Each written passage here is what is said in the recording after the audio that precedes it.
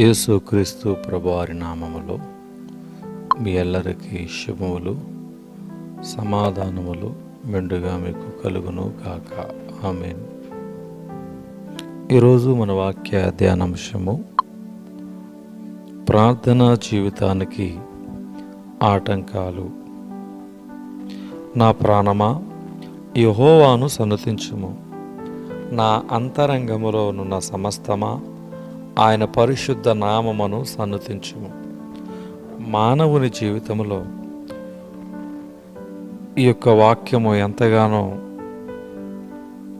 ఒక ఉజ్జీవం అనేది తీసుకుని వస్తుంది. దావీదు జీవితంలో కానీ కృతజ్ఞతను వెల్లడి చేయొచ్చు. మరి ఒక ఉజ్జీవముతో మాట్లాడుతున్నటువంటి ఒక మాట కీర్తన 103:1 మనకు కనబడుతుంది. మానవుని జీవితంలో ప్రార్థన ఎంతో ప్రాముఖ్యమైనది. ఎవరికి వారు ప్రతిదినం ప్రార్థనా ధ్యానాలతో దేవుని సహవాసం చేయకపోతే నరుల ఆత్మలు బలంగా ఉండవు. ఈ సంగతి దేవుని బిడ్డలకందరకు తెలిసినదే, మనకి అనుభవమే. ఈ ప్రార్థనా జీవితానికి అప్పుడప్పుడు కొన్ని ఆటంకాలు కూడా ఉంటాయి. ఇందులో కొన్ని వెలుపల నుండి వచ్చే ఆటంకాలు, మరికొన్ని మనసులోనే పుట్టే ఆటంకాలు. వెలుపల నుండి వచ్చే ఆటంకాల కంటే ప్రార్థనా సమయంలో వచ్చే ఐహిక సంబంధమైన ఆలోచనలు, అంతరాయాలు.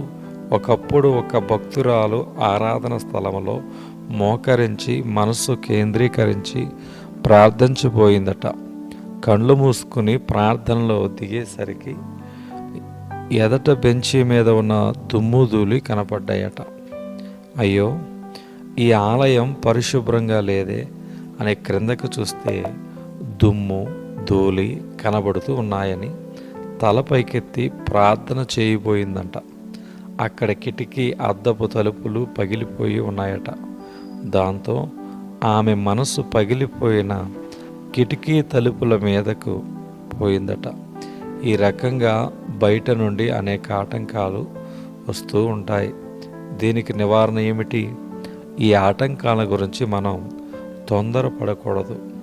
ఒకవేళ ఇలాంటి సంగతి ఏదో మనకు జ్ఞాపకం వచ్చి మన ప్రార్థనకు ఆటంకమైనట్టు ఉంటే మనము విసునుకోక ఆ సంగతిని గురించి కూడా ప్రార్థనలో పెట్టాలి.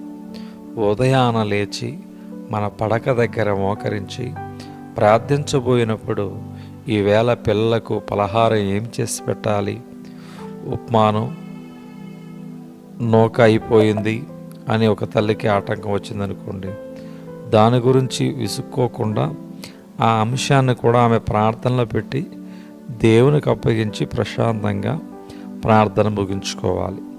ఎంతకంటే భయంకరమైన ఆటంకాలు మన హృదయంలోనే కలుగుతుంటాయి. అశ్రద్ధ, నిర్లక్ష్యం, సోమరితనం ఇలాంటివి మన లోపలనే ఉండే ఆటంకాలు. ఇలాంటి ఆటంకాలు జయించడానికి కూడా కొన్ని మార్గాలు ఉన్నాయి. సాధారణంగా ఎవరితోనైనా కలిసి ప్రార్థన చేసుకోవటం అలవాటు చేసుకుంటే నిర్లక్ష్యము, సోమరితనము, నీరసము ఉండవు. స్నేహితుల్లో, భార్యాభర్తల్లో, తల్లి పిల్లల్లో కలిసి ప్రార్థన చేయడం వల్ల అశ్రద్ధ నశిస్తుంది. ఇంకో ఉపాయం ఏమంటే, ఏదైనా ఒక ప్రత్యేకమైన అంశాన్ని గురించి విజ్ఞాపన ప్రార్థన చేయటం. అనారోగ్యంగా ఉన్న స్నేహితుల కోసము నీకేదైనా శోధన ఉంటే దాని మీద జయం కొరకే ఏదైనా పని తలపెడుతూ దానిలో దేవుని నడిపింపు కావాలనో ఇలాంటి స్పష్టమైన అంశాలను గురించి ప్రార్థిస్తూ దేవుని జవాబు కోరుతూ ఉంటే ప్రార్థనలో పట్టుదల ఎక్కువ అవుతుంది, నిర్లక్ష్యము కలగదు.